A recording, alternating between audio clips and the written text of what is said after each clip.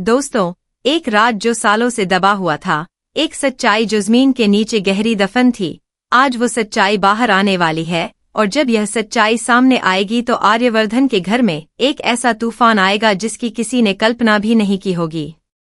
जी हाँ दोस्तों, सीरियल तुम से तुम तक के आज के एपिसोड में यानी 18 जून के एपिसोड में झेंडे आखिरकार उस पंडित जी तक पहुंच जाएगा जिनके पास यशवर्धन के पूरे अतीत की चाबी है, और पंडित जी झेंडे को वो सब कुछ बता देंगे जो अब तक किसी को पता नहीं था।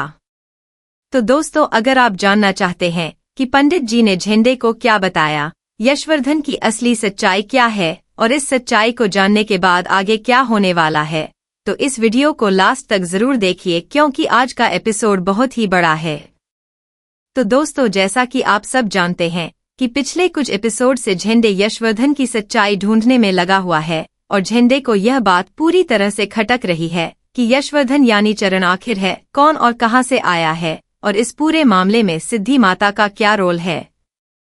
और दोस्तों, झेंडे ने सिद्धि माता के घर से यशवर्धन की वो पुरानी ड्राइंग्स देखी थी जिन पर हरियाणा सिटी हॉस्पिटल लिखा हुआ था, और उसी क्लू को पकड़कर झेंडे आगे बढ़ा था और झेंडे ने अपनी जांच पड़ताल जारी रखी। और अब 18 जून के आज के एपिसोड में झेंडे एक ऐसी जगह पहुंचेगा जहां से उसे यशवर्धन के बारे में वो सारी जानकारी मिलने वाली है जो वो इतने दिनों से ढूंढ रहा था, और वो जगह है एक मंदिर।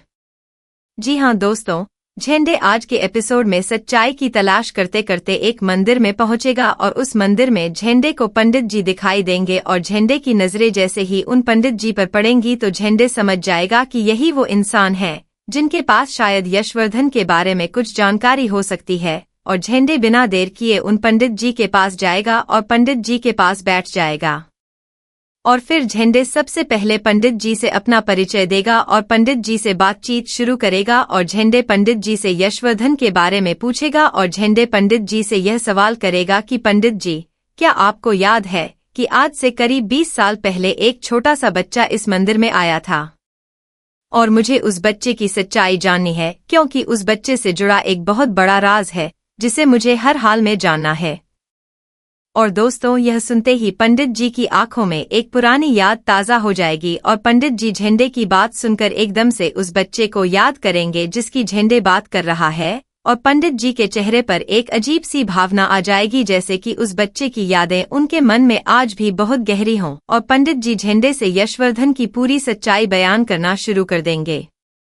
और पंडित जी झेंडे को बताएंगे कि हाँ बेटा, मुझे वो बच्चा बहुत अच्छी तरह याद है। और पंडित जी कहेंगे कि जब वो बच्चा यहाँ मंदिर में आया था तो वो बहुत छोटा था और वो बिल्कुल अकेला था और उसकी हालत देखकर मेरा दिल भर आया था। और पंडित जी बताएंगे कि मैंने उस बच्चे को कुछ दिन अपने साथ इसी मंदिर में रखा था और उस बच्चे की देखभाल की थी। और दोस्तों, यह सुनते ही झेंडे का दिल भारी हो जाएगा क्योंकि झेंडे को एहसास होगा कि यशवर्धन के बचपन में कितना दर्द रहा होगा। और झेंडे आगे पूछेगा कि पंडित जी, फिर उस बच्चे का क्या हुआ, वो बच्चा आगे कहाँ गया? और पंडित जी के जवाब ने झेंडे के रोंगटे खड़े कर दिए क्योंकि पंडित जी ने बताया कि तभी वो आई थी और वो उस बच्चे को अपने साथ लेकर चली गई। और पंडित जी का यह जवाब सुनते ही झेंडे के मन में एकदम से एक बड़ा सवाल उठा और झेंडे ने पंडित जी से पूछा कि पंडित जी, कौन आई थी? कौन था जो उस बच्चे को लेने आया था?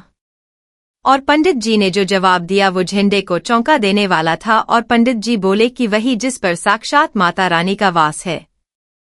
और यह सुनते ही झेंडे के दिमाग में एकदम से सिद्धि माता का नाम आया और झेंडे तुरंत पंडित जी से बोला कि पंडित जी, कहीं आप सिद्धि माता की बात तो नहीं कर रहे हैं? क्या सिद्धि माता आई थी उस बच्चे को लेने के लिए? और क्या वो बच्चा सिद्धि माता के साथ चला गया था? और दोस्तों, पंडित जी ने सिर हिलाते हुए कहा कि हाँ बेटा, वो सिद्धि माता ही थी जो उस बच्चे को अपने साथ ले गई थी। और पंडित जी की यह बात सुनकर झेंडे के जहन में पूरी कहानी के टुकड़े जुड़ने लगे और झेंडे को अब समझ में आ गया कि यह सारा खेल किसका है और यह सारी कहानी कहाँ से शुरू होती है। और झेंडे मन ही मन सोचने लगा कि अब सब कुछ साफ हो गया, यह सब किया कराया सिद्धि माता का है। सिद्धि माता को पहले से ही पता था कि यह यशवर्धन है और इसके अतीत की पूरी सच्चाई भी सिद्धि माता को मालूम थी। सिद्धि माता ने उस बच्चे को उस मंदिर से उठाया, अपने पास रखा और फिर खुद जाकर उसे आर्यवर्धन के घर में छोड़ा। और यह सब अचानक नहीं हुआ, यह सब एक सोची समझी योजना के तहत हुआ।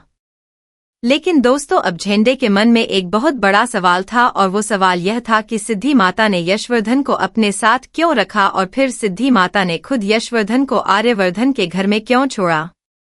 इस पूरे मामले के पीछे सिद्धि माता का मकसद क्या था? और यही सवाल अब इस पूरी कहानी का सबसे बड़ा रहस्य बन गया है, जिसका जवाब आगे आने वाले एपिसोड में मिलेगा। और झेंडे पंडित जी से आज्ञा लेकर मंदिर से निकल जाएगा, और झेंडे का अगला कदम होगा आर्यवर्धन के घर की तरफ, क्योंकि झेंडे को अब यह सब जानकारी आर्यवर्धन और गायत्री देवी तक पहुंचानी है। और दोस्तों, जब झेंडे मंदिर से निकलकर आर्यवर्धन के घर की तरफ जा रहा होगा, तो उधर आर्यवर्धन के घर में भी कुछ ऐसा हो रहा होगा जिसे देखकर आप भी हैरान हो जाएंगे। दोस्तों, आर्यवर्धन के घर में सभी लोग डाइनिंग टेबल पर खाना खाने के लिए बैठे होंगे और माहौल थोड़ा शांत दिख रहा होगा, लेकिन यह शांति ज्यादा देर तक नहीं टिकेगी, क्योंकि मानसी एक बार फिर अपनी हरकतें शुरू कर देगी। और दोस्तों, मानसी जानबूझकर और पूरी प्लानिंग के साथ यशवर्धन को डराने की कोशिश करेगी, और मानसी डाइनिंग टेबल पर बैठे बैठे अचानक एक चाकू निकालेगी और यशवर्धन की तरफ घूमेगी, और यशवर्धन जैसे ही वो चाकू देखेगा तो यशवर्धन बहुत ज्यादा डर जाएगा, और यशवर्धन का डर इतना बड़ा होगा कि वो एकदम से कुर्सी से उठकर भागने लगेगा, और यशवर्धन इतनी तेजी से भागेगा कि गलती से उसकी टक्कर गायत्री देवी से हो जाएगी, और गायत्री देवी इस धक्के की वजह से गिर जाएंगी, और गायत्री देवी को चोट लग जाएगी, और गायत्री देवी बेहोश हो जाएंगी। और दोस्तों, जैसे ही गायत्री देवी गिरकर बेहोश होंगी तो पूरे घर में एक हड़कंप मच जाएगा, और सबसे ज्यादा गुस्सा आर्यवर्धन को आएगा, और आर्यवर्धन का गुस्सा इस बार बहुत ज्यादा होगा, क्योंकि गायत्री देवी आर्यवर्धन की माँ है, और आर्यवर्धन अपनी माँ से बहुत प्यार करता है, और यह देखकर कि उनकी माँ को यशवर्धन की वजह से चोट लगी है, आर्यवर्धन बहुत ही ज्यादा क्रोधित हो जाएगा, और आर्यवर्धन अब यशवर्धन के साथ क्या करेगा, यह एक बहुत बड़ा सवाल है। एक तरफ गायत्री देवी का मानना है कि यशवर्धन उनका अपना बेटा है, और दूसरी तरफ आर्यवर्धन के सामने यह हालात आ गए हैं जो उसे यशवर्धन के खिलाफ धकेल रहे हैं, और ऊपर से मानसी की चालाकी भी इस मामले में आग में घी का काम कर रही है। मानसी ने जानबूझकर यह सब किया था, और उसकी वजह से यह नतीजा निकला, लेकिन मानसी की इस करतूत का किसी को पता नहीं चला, और दोष सारा यशवर्धन के सिर पर आ गया। और दोस्तों, यह वो मोड़ है जहां से इस कहानी में बहुत बड़ा उलटफेर होने वाला है, क्योंकि एक तरफ झेंडे के पास यशवर्धन की सच्चाई है जो वो आर्यवर्धन तक पहुंचाना चाहता है, और दूसरी तरफ आर्यवर्धन इस वक्त इतना गुस्से में है कि वो कुछ भी सुनने की हालत में नहीं है। और सबसे बड़ी बात यह है कि यशवर्धन खुद इस पूरे मामले में कहीं नहीं है। यशवर्धन को अपने असली होने का कोई होश नहीं है, वो तो बस एक डरे हुए इंसान की तरह इस घर में है, जिसे यह भी नहीं पता कि वो असल में कौन है। और सिद्धि माता जो पहले से यह सब जानती हैं, उन्होंने यह सारी व्यवस्था की है, और उनके मन में क्या चल रहा है, उनका इरादा क्या है, यह सबसे बड़ा सवाल अभी भी अनसुलझा है। और दोस्तों, इस पूरे एपिसोड में सबसे जरूरी बात यह है कि झेंडे के हाथ अब यशवर्धन की सच्चाई का वो धागा लग गया है, जिसे खींचने से पूरी कहानी खुल जाएगी। झेंडे अब जानता है कि सिद्धि माता ने यशवर्धन को बचाया था और आर्यवर्धन के घर पहुंचाया था, लेकिन क्यों? यह क्यों का जवाब जब सामने आएगा तो शायद इस कहानी की सबसे बड़ी परत उखड़ जाएगी। और गायत्री देवी जो पहले से यह मान चुकी हैं कि यशवर्धन उनका ही बेटा है, जब उन्हें यह पूरी सच्चाई पता चलेगी तो उनकी खुशी का ठिकाना नहीं होगा, लेकिन उससे पहले उन्हें इस चोट से उठना होगा, और तब तक आर्यवर्धन का गुस्सा किस हद तक जाएगा यह देखना बाकी है। दोस्तों, इस एपिसोड में बहुत कुछ होने वाला है, और यह एपिसोड आपको स्क्रीन से उठने नहीं देगा, इसलिए आज का एपिसोड बिल्कुल मत चूकिए, और आप हमें कमेंट में जरूर बताइए कि आपके हिसाब से आर्यवर्धन यशवर्धन के साथ आगे क्या करेगा, और क्या सिद्धि माता का राज जल्द खुलेगा।